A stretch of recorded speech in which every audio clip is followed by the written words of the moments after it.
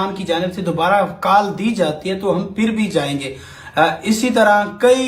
जो जख्मी लोग हैं खैबर पख्तूनख्वा के मुख्तलिफ हस्पतालों के अंदर जेर इलाज है, और जब हमने उनसे भी बात की तो सारे पुरअज़्म है कि अगर बानी पीटीआई इमरान खान दोबारा कॉल दे तो हम फिर जाएंगे और फिर धरने में शरीक होंगे, तब तक शरीक होंगे जब तक इमरान खान की रिहाई नहीं होती है। जी, मैं इस वक्त वजीर आला हाउस खैबर पख्तूनख्वा में मौजूद हूँ और 24 अक्टूबर को होने वाले धरने में जो पाकिस्तान तहरीक इंसाफ की जानिब से किया जा रहा था, एक शहरी जो कि कंटेनर के ऊपर नमाज पढ़ रहा था, रेंजर्स के एहलकारों ने धक्का देकर नीचे फेंका था और सोशल मीडिया के ऊपर कई अफवाहें ये गर्दिश कर रही हैं कि वो शहीद हो चुका है, कोई कह रहा है कि गायब हो चुका है, लापता हो चुका है। तो इस वक्त वजीर आला हाउस में भाई बैठे हुए हैं और खैबर पख्तूनख्वा हुकूमत ने और बिलखसूस जो हेल्थ मिनिस्टर की ज़ेर निगरानी में ये बंदा रहा है, और ये वो बंदा है कि सोशल मीडिया के ऊपर इसकी वीडियोस आई, बेशुमार वीडियोस चली, और इस तमाम तर ट्रीटमेंट होने के बाद अब कुछ लम्हे पहले वजीर आला खैबर पख्तूनख्वा अली अमीन गंडापुर ने इनसे मुलाकात की है, तमाम तर इनकी जो मसाइल थे वो भी सुने हैं, और अब जो ये बंदा है इस वक्त वजीर आला हाउस में मौजूद है। हाथों में फ्रैक्चर हुए पड़े हैं, कमर पर फ्रैक्चर हुआ पड़ा है, लेकिन आज भी ये बंदा जो है पुरअज़्म है। इनसे बात करते हैं। अच्छा, मुझे ये बताएं कि वो क्या माहौल था उस वक्त, क्या हुआ और किसने आपको धक्का दिया रेंजर्स की, क्योंकि सोशल मीडिया पर वीडियोस थी, आप वहां पर थे, आपको गिराया गया, तो क्या है जरा बताएं। जी सर, जब हम लोग पहुंचे कंटेनर के ऊपर तो फोर्स पीछे हट गई सारी,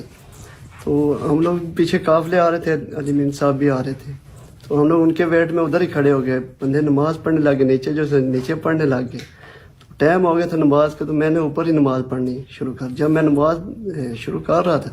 तो पीछे से फिर वही फायरिंग और शेयरिंग शुरू हो गई है, रेंजर आ गई है। तो बाकी जो बंदे थे वो तो नीचे उतर गए, तो मैं नमाज पढ़ रहा था, तो मेरा तो उधर ख्याल ही नहीं, तो मैं अपने रब के साथ कलाम कर रहा था। तो इतनी देर में जब थोड़ी देर गुजरी है तो वो रेंजर वाले ऊपर आ गए कंटेनर के ऊपर, तो उन्होंने आके मुझे नमाज पढ़ते हुए दुआ मांग रहा, जब धक्का दिया नीचे, तो यही लगा साहब को कि मेरी डेथ हो गई है। क्यों, जब मैं कंटेनर से गिरा तो सीधा नीचे सारा है मेरा, हमारा मालिक जो ऊपर बैठा हुआ है वो सब जानता है जिस हाल में जिसको रखना होता है। तो ऐसे हम लोग तो शहादत की गरज से पहुंचे थे उधर, मालिक को कुछ और ही मंजूर था और उसने बचा लिया।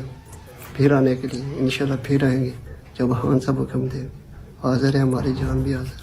बहुत शुक्रिया। जिस तरह इसका कहना है कि हम पुरअज़्म है और अगर इमरान खान की जानिब से दोबारा कॉल दी जाती है तो हम फिर भी जाएंगे।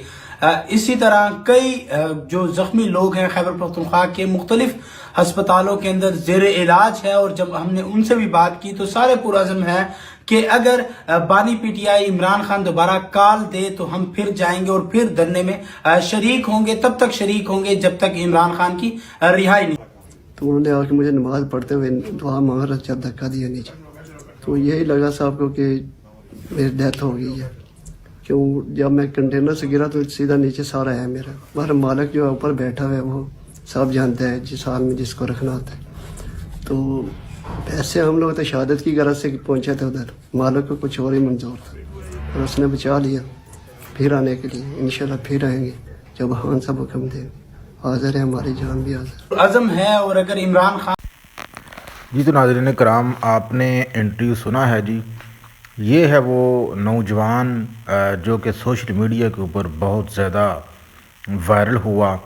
और इसी नौजवान की वजह से हुकूमत को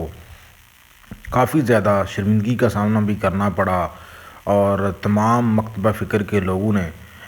इस नौजवान जो कि कंटेनर के ऊपर डी चौक में नमाज़ पढ़ने लगा था, तो इसको सिक्योरिटी एहलकार ने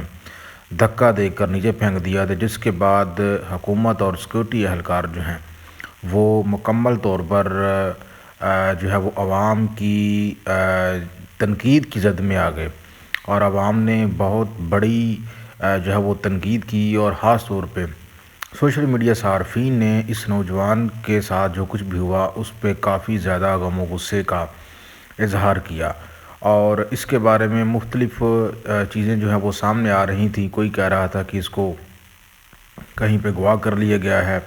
कोई कह रहा था कि ये पता नहीं फौत हो चुका है,